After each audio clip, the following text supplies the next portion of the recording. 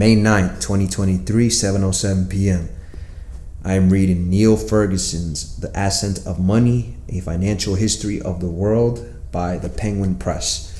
If anybody is listening to this, I mean not to redistribute this book. I'm just doing a read along for people who don't got the motherfucking book.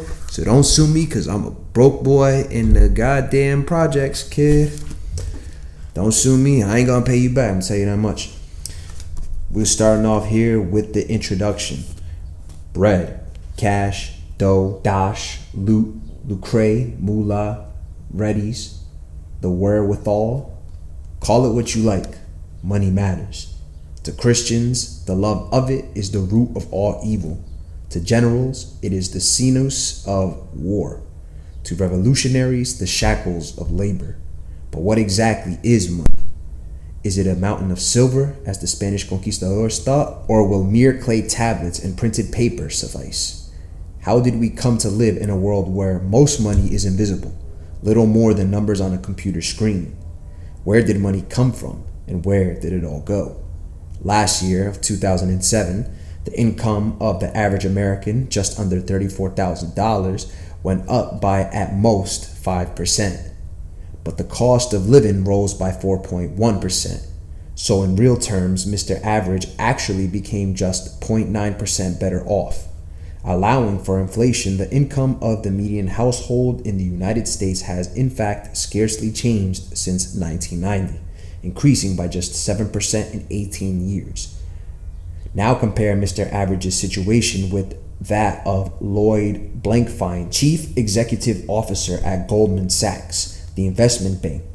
In 2007, he received $68.5 million in salary, bonus, and stock awards, an increase of 25% on the previous year, and roughly 2,000 times more than Joe Public earned. That same year, Goldman Sachs' net revenues of $46 billion exceeded the entire gross domestic product, or GDP, of more than 100 countries, including Croatia, Serbia, and Slovenia, Bolivia, Ecuador, Guatemala, Angola, Syria, Tunisia, whatever. The bank's total assets for the first time passed the $1 trillion mark. Yet, Lloyd Blankfein is far from being the financial world's highest earner. The veteran hedge fund manager George Soros made $2.9 billion. Ken Griffin of Citadel, like the founders of two other leading hedge funds, took home more than $2 billion. Meanwhile, nearly 1 billion people around the world struggle to get by on just $1 a day. Angry that the world is so unfair, infuriated by fat cat capitalists and billion bonus bankers, baffled by the yawning chasm between the haves and the have-nots and the have-yachts, you are not alone. Throughout the history of Western civilization, there has been a recurrent hostility to finance and financiers, rooted in the idea that those who make their living from lending money are somehow parasitical on the real economic activities of agriculture and manufacturing. This hostility has three causes. It is partly because debtors have tended to outnumber creditors, and the former have seldom felt very well disposed towards the latter. It is partly because financial crises and scandals occur frequently enough to make finance appear to be a cause of poverty rather than prosperity, volatility rather than stability. And it is partly because for centuries, financial services in countries all over the world were disproportionately provided by members of ethnic or religious minorities who had been excluded from land ownership or public office but enjoyed success in finance because of their own tight-knit networks of kinship and trust. Despite our deeply rooted prejudices against filthy lucre, however, money is the root of most progress. To adapt a phrase from Jacob Bronowski, whose marvelous television history of scientific progress I watched avidly as a schoolboy, that coming from Mr. Neil Ferguson, not me, I don't know who the fuck that is. The ascent of money has been essential to the ascent of man. Far from being the works of mere leeches intent on sucking the life's blood out of indebted families or gambling with the savings of widows and orphans, Financial innovation has been an indispensable factor in man's advance from wretched substance to the giddy heights of material prosperity that so many people know today. The evolution of credit and debt was as important as any technological innovation in the rise of civilization, from ancient Babylon to present-day Hong Kong. Banks and the bond market provided the material basis for the splendors of the Italian Renaissance. Corporate finance was the indispensable foundation of both the Dutch and British empires, just as the triumph of the United States in the 20th century was inseparable from advances in insurance, mortgage finance, and consumer credit. Perhaps, too, it will be a financial crisis that signals the twilight of American global primacy. Behind each great historical phenomenon, there lies a financial secret, and this book sets out to illuminate the most important of these. For example, the Renaissance created such a boom in the market for art and architecture because Italian bankers like the Medici made fortunes by applying Oriental mathematics to money. The Dutch Republic prevailed over the Habsburg Empire because having the world's first modern stock market was financially preferable to having the world's biggest silver mine. The problems of the French monarchy could not be resolved without a revolution because a convicted Scots murderer had wrecked the French financial system by unleashing the first stock market bubble and bust. It was Nathan Rothschild as much as the Duke of Wellington who defeated Napoleon at Waterloo. It was financial folly, a self-destructive cycle of defaults and devaluations that turned Argentina from the world's sixth richest country in the 1880s into the inflation-ridden basket case of the 1980s. Read this book, and you will understand why, paradoxically, the people who live in the world's safest country are also the world's most insured. You will discover when and why the English-speaking peoples developed their peculiar obsession with buying and selling houses. Perhaps, most importantly, you will see the globalization of finance has, among many other things, blurred the old distinction between developed and emerging markets, turning China into America's banker, the communist creditor to the capitalist debtor, a change of epochal significance. I don't know how to say half these words, so you're going to have to excuse me. At times, the ascent of money has seemed inexorable. In 2006, the measured economic output of the entire world was around $47 trillion. The total market capitalization of the world's stock markets was $51 trillion, 10% larger. The total value of domestic and international bonds was $68 trillion, 50% larger. The amount of derivatives outstanding was $473 trillion, more than 10 times larger. Planet finance is beginning to dwarf planet Earth, and planet finance seems to spin faster too. Every day, $2 trillion changes hands on foreign exchange markets. Every month, $7 trillion change hands on global stock markets. Every minute of every hour of every day of every week, someone somewhere is trading. And all the time, new financial life forms are evolving. In 2006, for example, the volume of leveraged buyouts, takeovers of firms financed by borrowing, surged to $753 billion.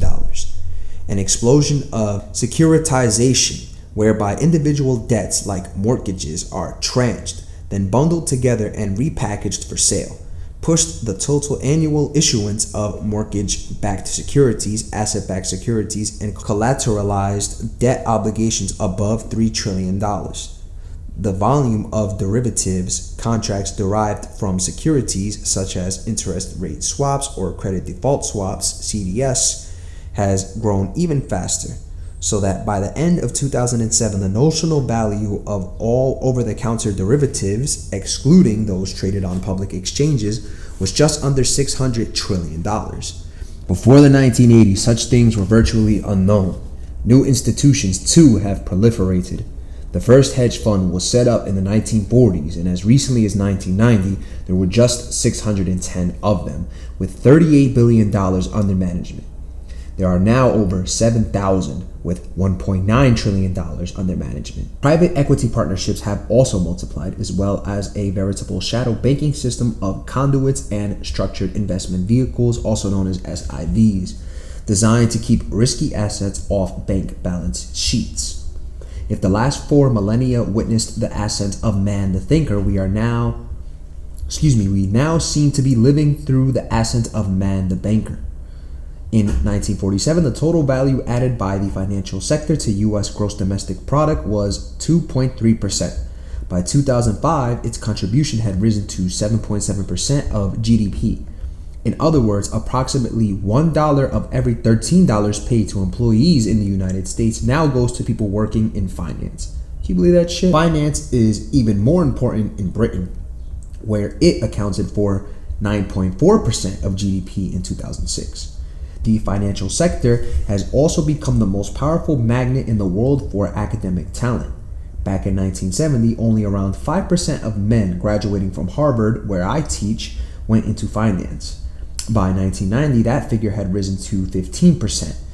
The footnote reading, revealingly, the increase for female graduates was from 2.3% to 3.4%. The masters of the universe still outnumber the mistresses. Last year, the proportion was even higher. According to the Harvard Crimson, more than 20% of the men in the class of 2007 and 10% of the women expected their first jobs to be at banks. And who could blame them? In recent years, the pay packages in finance have been nearly 3 times the salaries earned by Ivy League graduates in other sectors of the economy. At the time the class of 2007 graduated, it certainly seemed as if nothing could halt the rise of global finance. Not terrorist attacks on New York and London. Not raging war in the Middle East. Certainly not global climate change. Despite the destruction of the World Trade Center, the invasions of Afghanistan and Iraq, and a spike in extreme meteorological events, the period from late 2001 until mid-2007 was characterized by sustained financial expansion. True, in the immediate aftermath of 9/11, the Dow Jones Industrial Average declined by as much as 14%. Within just over 2 months, however, it had regained its pre-9/11 level. Moreover, although 2002 was a disappointing year for U.S. equity investors, the market surged ahead thereafter, exceeding its previous peak. At the height of the dot-com mania in the autumn of 2006. By early October 2007, the Dow stood at nearly double the level it had reached in the trough of 5 years before. Nor was the U.S. stock market's performance exceptional. In the 5 years to 31 July 2007, why he writes it like that is very strange, July 31st, 2007, all but 2 of the world's equity markets delivered double-digit returns on an annualized basis. Emerging market bonds also rose strongly, and real estate markets, especially in the English-speaking world, saw remarkable capital appreciation. Whether they put their money into commodities, works of art, vintage wine, or exotic asset-backed securities, investors made money. How are these wonders to be explained? According to one school of thought, the latest financial innovations had brought about a fundamental improvement in the efficiency of the global capital market, allowing risk to be allocated to those best able to bear it. Enthusiasts spoke of the death of volatility. Self-satisfied bankers held conferences with titles like The Evolution of Excellence. In November 2006, I found myself at one such conference in the characteristically luxurious venue of Lyford Cay in the Bahamas. The theme of my speech was that it would not take much to cause a drastic decline in the liquidity that was then cascading through the global financial system, and that we should be cautious about expecting the good times to last indefinitely. What goes up must come down, my friends, and that is a quote from your man. My audience was distinctly unimpressed. I was dismissed as an alarmist. One of the most experienced investors there went so far as to suggest to the organizers that they dispense altogether with an outside speaker next year, and instead offer a screening of Mary Poppins. Yet the mention of Mary Poppins stirred a childhood memory in me. Julie Andrews fans may recall that the plot of the evergreen musical revolves around a financial event which, when the film was made in the 1960s, already seemed quaint. A bank run, that is, a rush by depositors to withdraw their money, something not seen in London since 1866. The family that employs Mary Poppins is not accidentally named Banks.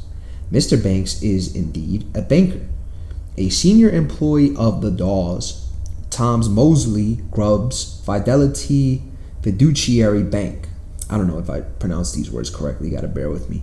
At his instance, the bank's children are one day taken by their new nanny to visit his bank, where Mr. Dawes Sr. recommends that Mr. Banks' son, Michael, deposits his pocket money, or twopence, whatever. Unfortunately, young Michael prefers to spend the money on feeding the pigeons outside the bank and demands that Mr. Dawes gives it back. Give me back my money. Even more unfortunately, some of the bank's other clients overhear Michael's request. The result is that they begin to withdraw their money. Soon, a horde of account holders are doing the same, forcing the bank to suspend payments. Mr. Banks is duly sacked, prompting the tragic lament that he has been brought to a wreck and ruin in his prime. These words might legitimately have been echoed by Adam Applegarth, the former chief executive of the English bank Northern Rock, who suffered a similar fate in September 2007 as customers queued outside his bank's branches to withdraw their cash. This followed the announcement that Northern Rock had requested a liquidity support facility from the Bank of England. My dogs are fighting. One second. The financial crisis that struck the Western world in the summer of 2007 provided a timely reminder of one of the perennial truths of financial history. Sooner or later, every bubble bursts. Sooner or later, the bearish sellers outnumber the bullish buyers. Sooner or later, greed turns to fear. As I completed my research for this book in the early months of 2008, it was already a distinct possibility that the U.S. economy might suffer a recession. Was this because American companies had got worse at designing new products? Had the pace of technological innovation suddenly slackened? No. The proximate cause of the economic uncertainty of 2008 was financial. To be precise, a spasm in the credit markets caused by mounting defaults on a species of debt known euphemistically as subprime mortgages. So intricate has our global financial system become that relatively poor families in states from Alabama to Wisconsin had been able to buy or remortgage their homes with often complex loans that, unbeknown to them, were then bundled together with other similar loans repackaged as collateralized debt obligations, also known as CDOs, and sold by banks in New York and London to, among others, German regional banks and Norwegian municipal authorities, who thereby became the effective mortgage lenders. These CDOs had been so sliced and diced that it was possible to claim that a tier of the interest payments from the original borrowers was as dependable a stream of income as the interest on a 10-year U.S. Treasury bond, and therefore worthy of a coveted AAA rating. This took the financial alchemy to a new level of sophistication, apparently turning lead into gold. However, when the original mortgages reset at higher interest rates after their 1 or 2 year teaser periods expired, the borrowers began to default on their payments. This in turn signaled that the bubble in the U.S. real estate was bursting, triggering the sharpest fall in house prices since the 1930s. What followed resembled a slow but ultimately devastating chain reaction. All kinds of asset-backed securities, including many instruments not in fact backed with subprime mortgages, slumped in value. Institutions like conduits and structured investment vehicles, which had been set up by banks to hold these securities off the bank's balance sheets, found themselves in severe difficulties. As the banks took over the securities, the ratios between their capital and their assets lurched down towards their regulatory minimum. Central banks in the United States and Europe sought to alleviate the pressure on the banks with interest rate cuts and offers of funds through special term auction facilities. Yet, at the time of writing of May 2008, the rates at which banks could borrow money, whether by issuing commercial paper, selling bonds, or borrowing from each other, remained substantially above the official federal funds target rate, the minimum lending rate in the U.S. economy.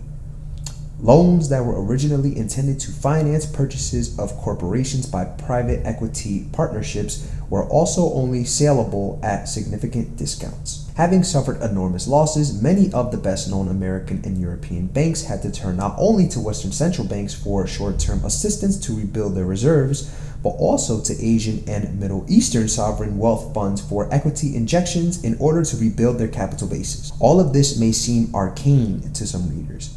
Yet the ratio of a bank's capital to its assets, technical though it may sound, is of more than merely academic interest. After all, a great contraction in the U.S. banking system has convincingly been blamed for the outbreak and course of the Great Depression between 1929 and 1933, the worst economic disaster of modern history. If U.S. banks have lost significantly more than $255 billion to which they have so far admitted as a result of the subprime mortgage crisis and credit crunch, there is a real danger that a much larger, perhaps tenfold larger, contraction in credit may be necessary to shrink the bank's balance sheets in proportion to the decline in their capital. If the shadow banking system of securitized debt and off-balance sheet institutions is to be swept away completely by this crisis, the contraction could be still more severe. This has implications not just for the United States, but for the world as a whole, since American output presently accounts for more than a quarter of total world production, while many European and Asian economies in particular are still heavily reliant on the United States as a market for their exports. Europe already seems destined to experience a slowdown comparable with that of the United States, particularly in those countries such as Britain and Spain that have gone through similar housing bubbles. The extent to which Asia can ride out an American recession in the way that America rode out the Asian crisis of 1997 through 1998 remains uncertain. What is certain is that the efforts of the Federal Reserve to mitigate the credit crunch by cutting interest rates and targeting liquidity at the U.S. banking system have put severe downward pressure on the external value of the dollar. The coincidence of a dollar slide and continuing Asian industrial growth has caused a spike in commodity prices comparable not merely with the 1970s, but with the 1940s. It is not too much to say that in mid-2008, we witnessed the inflationary symptoms of a world war without the war itself. Anyone who can read a paragraph like the preceding one without feeling anxious does not know enough financial history. One purpose of this book, then, is to educate. It is a well-established fact, after all, that a substantial proportion of the general public in the English-speaking world is ignorant of finance. According to one 2007 survey, 4 in 10 American credit card holders do not pay the full amount due every month on the card they use most often, despite the punitively high interest rates charged by credit card companies. Nearly a third, or 29%, said they had no idea what the interest rate on their card was.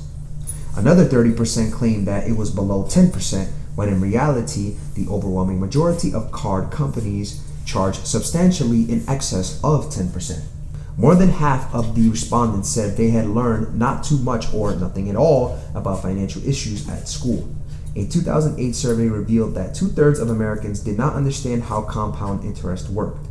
In one survey conducted by researchers at the University of Buffalo's School of Management, a typical group of high school seniors scored just 52% in response to a set of questions about personal finance and economics. Only 14% understood that stocks would tend to generate a higher return over 18 years than a U.S. government bond. Less than 23% knew that income tax is charged on the interest earned from a savings account if the account holder's income is high enough. Fully 59% did not know the difference between a company pension, Social Security, and a 401k plan. The footnote reading, 401k plans were introduced in 1980 as a form of defined contribution retirement plan. Employees can elect to have a portion of their wages or salaries paid or deferred into a 401k account.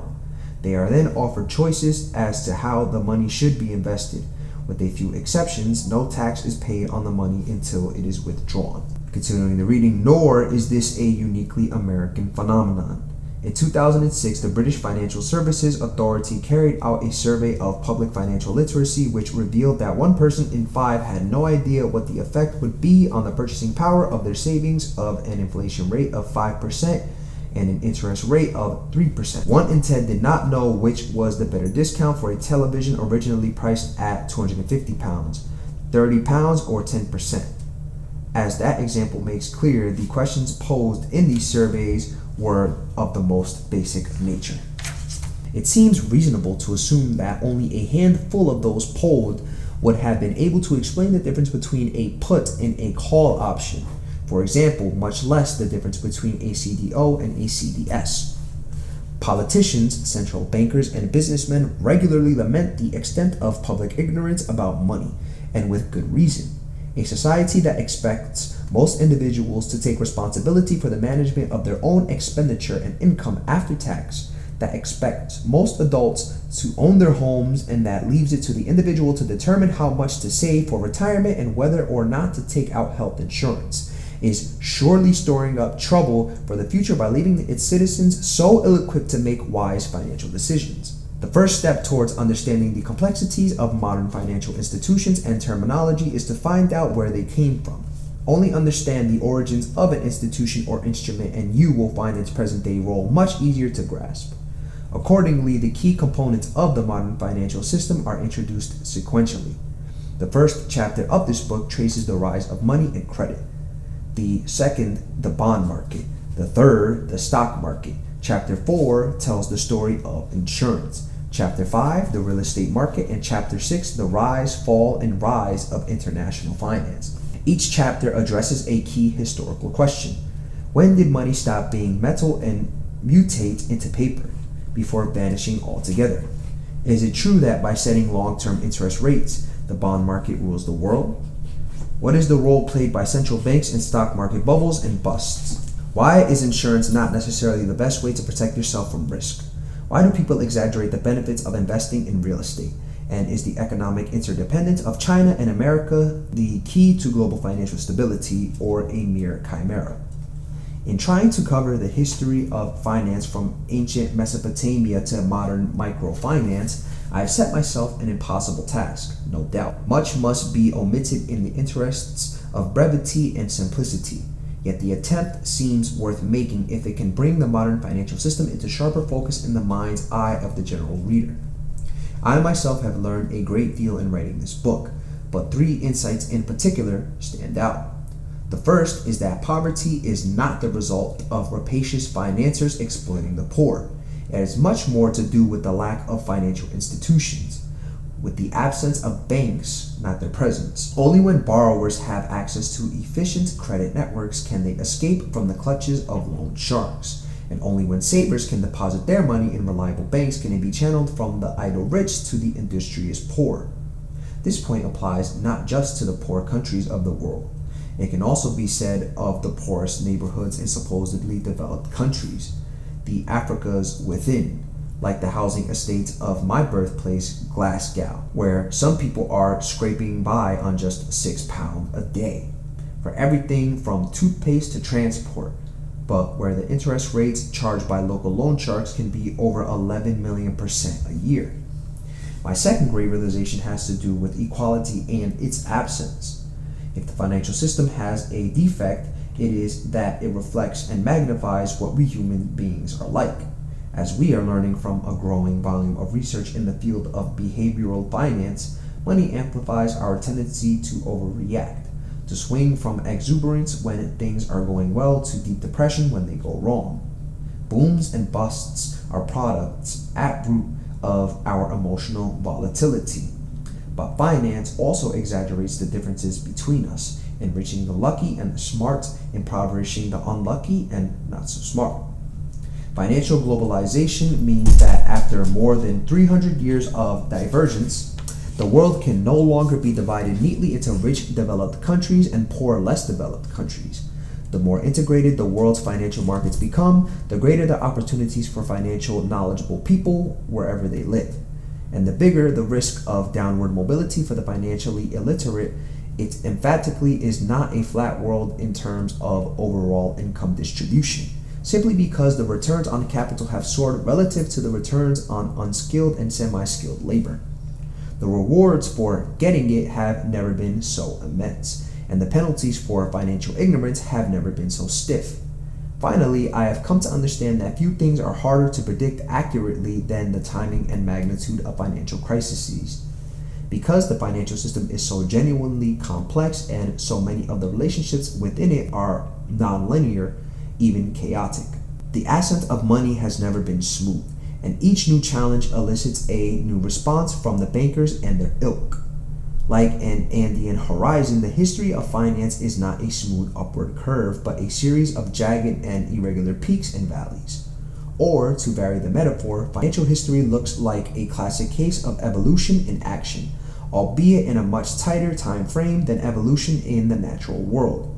Just as some species become extinct in nature, remarked U.S. Assistant Secretary of Treasury Anthony W. Ryan before Congress in September 2007, some new financing techniques may prove to be less successful than others. Such Darwinian language seems remarkably apposite as I write. Are we on the brink of a great dying in the financial world? One of those mass extinctions of species that have occurred periodically, like the end Cambrian extinction that killed off 90% of Earth's species, or the Cretaceous Tertiary catastrophe that wiped out the dinosaurs. It is a scenario that many biologists have reason to fear, as man-made climate change wreaks havoc with natural habitats around the globe. But a great dying of financial institutions is also a scenario that we should worry about, as another man-made disaster works its way slowly and painfully through the global financial system. For all these reasons, then, whether you are struggling to make ends meet or striving to be a master of the universe, it has never been more necessary to understand the essence of money than it is today. If this book helps to break down that dangerous barrier which has arisen between financial knowledge and other kinds of knowledge, then I shall not have toiled in vain.